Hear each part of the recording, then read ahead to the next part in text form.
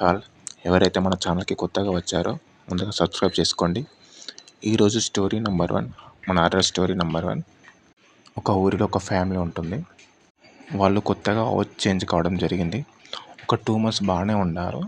ఒకరోజు వాళ్ళ కొడుకు టీవీ చూస్తుండగా సడన్గా కిటికీ వైపు తిరిగి చూశాడు. అప్పుడే అతనికి తెలియని ఆకారంతో ఒకటి కనబడింది. అలానే చూస్తూ ఉండిపోయాడు. వాళ్ళ అమ్మ ఒక్కసారిగా గట్టిగా అరిచింది. రేయ్, ఏంట్రా అది అంటే, ఏం లేదమ్మా అని చెప్పాడు. మళ్ళీ యథావిధిగా టీవీ చూస్తున్నాడు. కానీ ఆ రోజు అతనికి మొత్తం నిద్ర పట్టలేదు. ఆ నల్లని ఆకారం రాత్రి మొత్తం అతని చుట్టూనే తిరుగుతున్నట్టు అనిపించింది. తనపై కూర్చొని అతన్ని హింసిస్తున్నట్టు ఒక 2-3 days ఇలానే జరిగింది. తర్వాత అంతా నార్మల్ అయిపోయింది.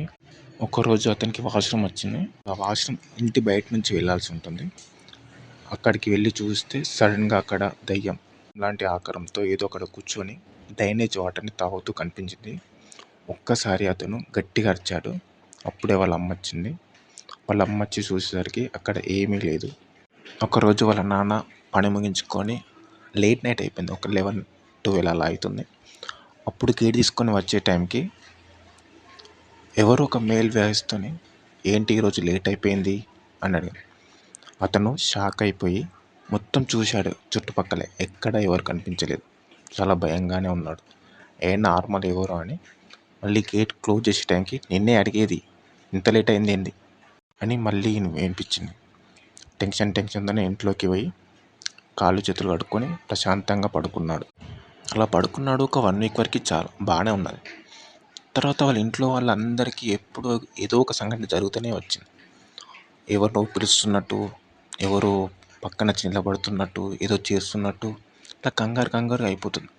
వాళ్ళు డిసైడ్ అయిపోయారు, మనం ఈ ఇల్లు ఖాళీ చేసి వేరే దగ్గర తీసుకోవాలని. అలాగే గడుస్తూ ఉంది. ఒకరోజు వాళ్ళ ఫ్రెండ్ అతని ఇంటికి వచ్చి కర్టెన్ వేసి ఉంది. ఆ కర్టెన్ మీద నుంచి వెళ్ళి డోర్ లాక్ చేస్తున్నాడు.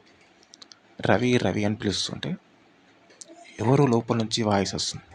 రవి లోపలనే ఉన్నాడు, మీరు వెనక నుంచి వెళ్ళరండి అని ఒక వాయిస్ వచ్చింది. అప్పుడు అతను కర్టెన్ తీసి చూసేసరికి డోర్కి లాక్ ఉంది.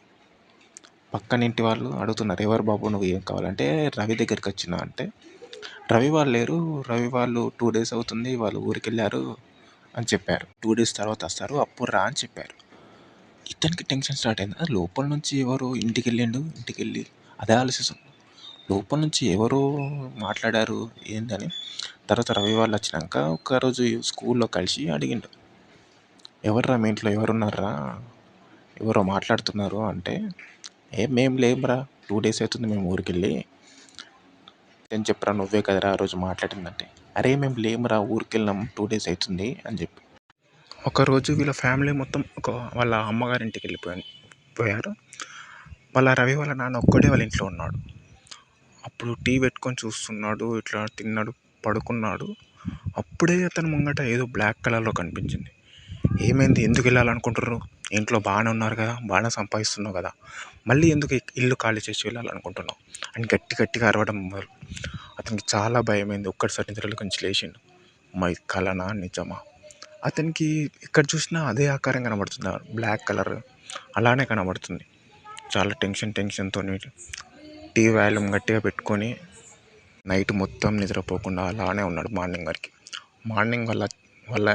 మార్నింగే వాళ్ళ ఇంటి వాళ్ళు వచ్చేసారు. వాళ్ళకి ఈ విషయం చెప్పిండు. వాళ్ళు కూడా చాలా భయపడుతూనే ఉన్నారు.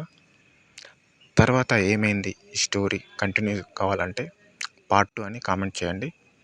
ఎవరైనా ఛానల్ లైక్ చేయండి, సబ్స్క్రైబ్ చేయండి. Thank you.